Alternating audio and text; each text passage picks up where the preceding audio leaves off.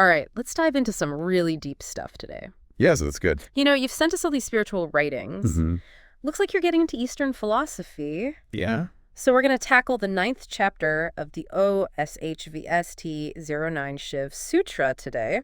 Okay. This text unpacks enlightenment, and you know how it changes things. Yeah, this sutra's really interesting. Yeah. Because it talks about how, like, once you reach true enlightenment, even just your everyday actions get infused with this spiritual energy. Right, so it's not about, like, you know, going out and doing all these... It's not about appearances. Yeah, right, exactly. It's really an internal shift. Yeah, it's like every action becomes a type of practice. Exactly, yeah. Right. The sutra uses this term, katha japa, to describe how an enlightened being speaks. Okay. It's like their words, they just carry a different weight. So it's not just what they're saying, it's where it's coming from. That's exactly it. Yeah. Just imagine, like, someone reciting a poem from memory versus someone speaking from their own experience. Yeah. The words might be the same, but the impact is totally different. Right. This sutra is saying that an enlightened being speaks from such a deep inner place that their words become, like, infused with this spiritual resonance. That's so cool. So does this text, like, give us any examples? Yeah, it does. Okay. It contrasts this true inner transformation with the superficial approach of focusing only on your outward actions. Right, yeah. It compares it to someone hiding dirt with fancy clothes. Oh. Or like masking a bad smell with perfume. Oh, right. You might fool others for a while. Yeah. But you can't fool yourself. That's a great analogy. Yeah. Yeah, because we can all relate to wanting to put on a good front. For sure. But this sutra is saying that true enlightenment isn't about appearances. It's about who we are at our core. Exactly. And one of the biggest obstacles to that is our attachment to the body. Right. This sutra talks about how we mistake the body for the self. Right. It uses this really vivid analogy. Okay. Imagine someone living on the steps of a palace, right? Okay. And they think those steps are their home. They never look inside at the riches. Wow. The beauty inside the palace. Yeah, that's a powerful image. Yeah.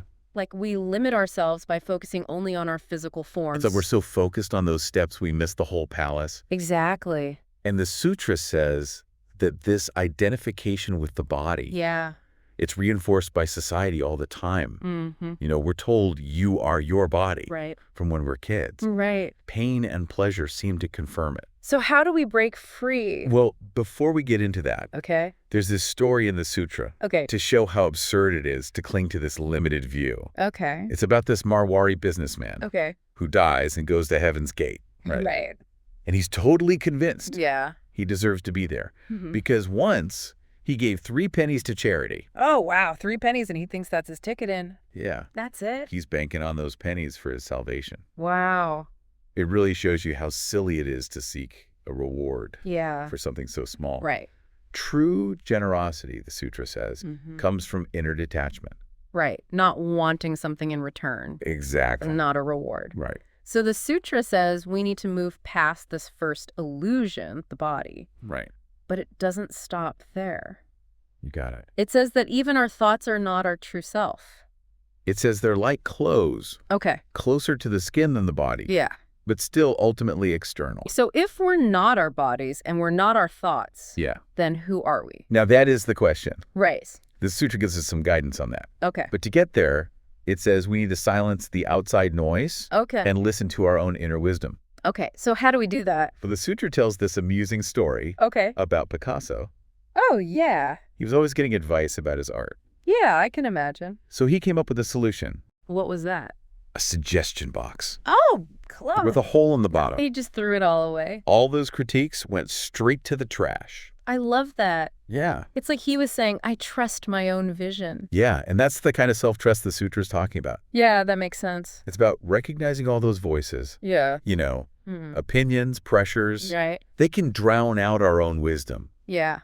So we need to create that space, that silence. Right, yeah. To hear our true self. Okay, so we peel away the layers of the body and the mind. Yeah. But how does that actually work? That's a great question. Like, how does understanding this change how we live? Well, the sutra says it links attachment to thoughts, to conflict in our lives. Think about it. Yeah. Has you ever been in an argument? Oh, all the time. And you're stuck defending your view. Yeah, I do that. Even when it's not helping. Totally. The sutra says enlightenment helps us loosen our grip on those thoughts. So instead of clinging to our beliefs, we just see them as thoughts. Exactly. And then that opens up space for generosity. Yes. A new kind of generosity. We're not about money. No. But something else. It's called atmajnana. Okay. Sharing knowledge of the self. So it's like giving someone a map to their own inner treasure. Yeah. Instead of a handful of gold coins. Perfectly said. And that kind of gift can liberate everyone. Yeah. But that takes us into even deeper waters. Okay. I think we should dive into those next time. That sounds good. Okay, so let's pick up where we left off. Yeah. We were just starting to talk about this atmajnana, right. Sharing knowledge of the self. Mm-hmm. You mentioned it leads us into deeper waters. It does. And that sounds intriguing. It really does, yeah. What are these deeper waters? Well, they lead us to one of the most mind-bending concepts in this sutra. Okay.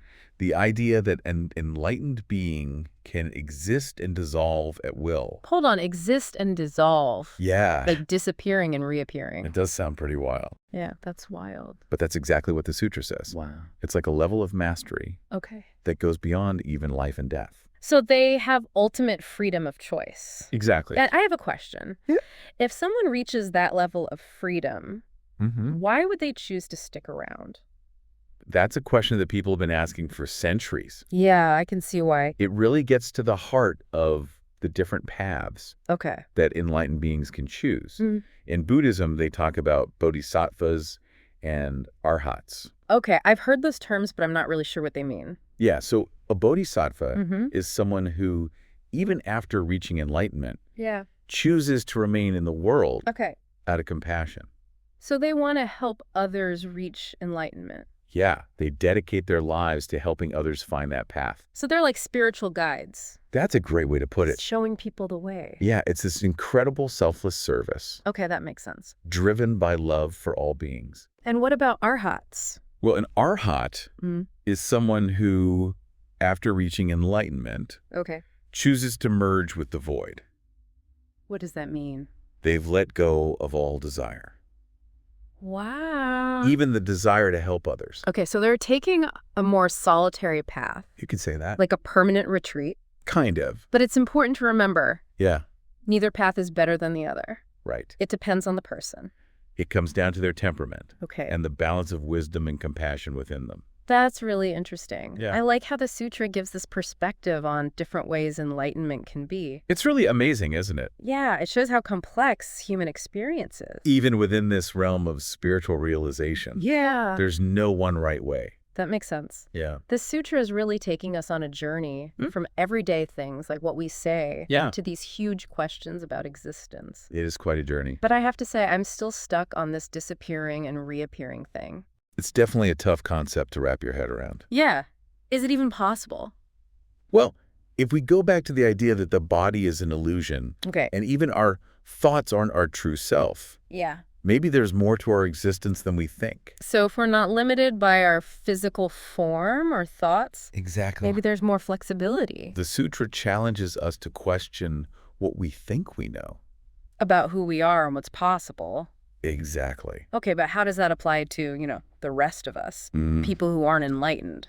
Well, I think one of the key takeaways is to explore who we really are. So if the body is an illusion and thoughts aren't the ultimate reality, what's left? That's the question. What is that unchanging part of us that observes everything? That's a big question. It is. And the sutra helps us start to answer it. The sutra isn't just giving us ideas. No. It's giving us a path. A path to direct experience. Exactly. And that starts with awareness. Awareness of what? Awareness of everything. Everything. Yeah, like the sensations in your body. Right. The thoughts that come and go, your emotions. Okay. The sutra says to notice these things without judging them. Just observe them. Exactly. So it's like we become scientists of our own inner world.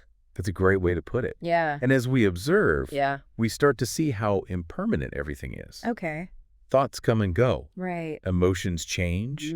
The body is constantly in flux. And by seeing that, maybe we start to glimpse something more permanent. Exactly. That's where freedom is. When we don't cling to those things. Right. We're not bound by them. It's like that quote from the Buddha. Oh, yeah. Pain is inevitable, but suffering is optional. Right. The more we hold on, the more we suffer when things change. Exactly. So the sutra offers a way out of suffering. Yes. It says happiness comes from realizing our true nature.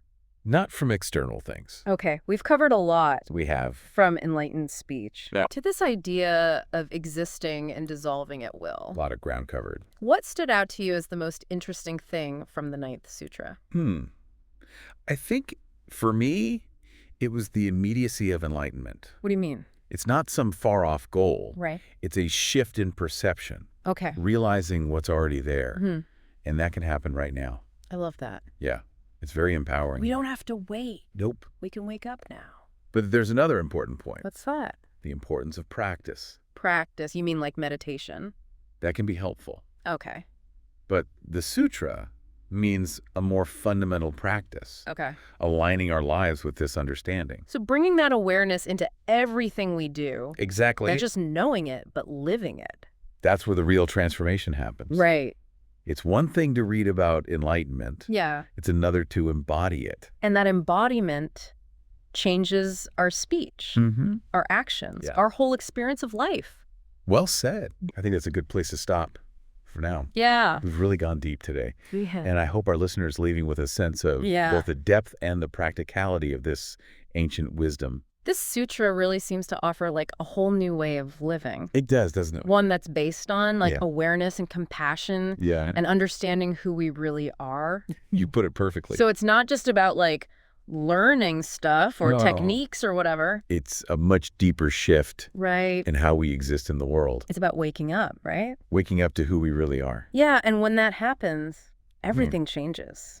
It really does. Everything. It changes how we see ourselves, how we connect with others, even how we experience the world around us. It's like coming out of a dark room into the sunshine. That's a beautiful way to put it. This has been quite a journey, exploring all these ideas from the sutra. I feel like I have a whole new perspective now. I'm glad to hear that. But before we finish up, I want to leave our listener with something to think about. This sutra keeps coming back to the limits of the body and mind. Right. So here's the question. If our body and thoughts are always changing, temporary. What is it that's observing them? That's the big question, isn't it? That unchanging essence.